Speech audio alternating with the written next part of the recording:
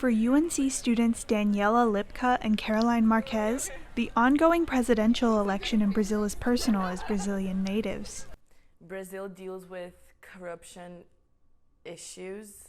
We've been dealing with that for such a long time now. Incumbent President Jair Bolsonaro is going head-to-head with one of his predecessors, Luiz Inácio Lula da Silva, most commonly known as Lula.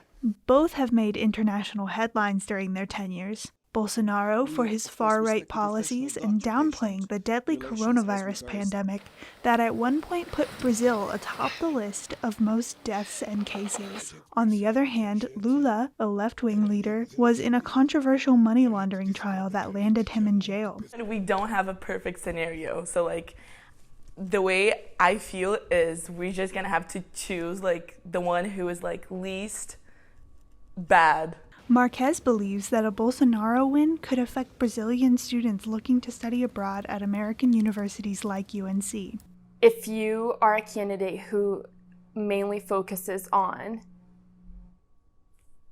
economy, which obviously matters to any social class, but you're not investing in education, culture, and are focused on social policies, then the only people who have the opportunities to do these things and come to the US and study abroad and are only going to be people who are already well off in Brazil. Despite his corruption charges, Lula remains ahead in the polls.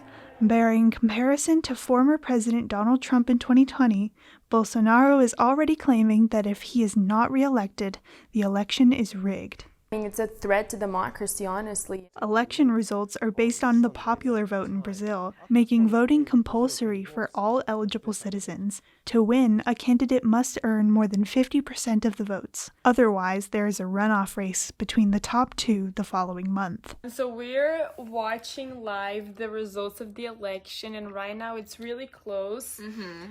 We don't know if there's going to be another round or not. So Lula has 47.5% of the votes and Bolsonaro has 44%.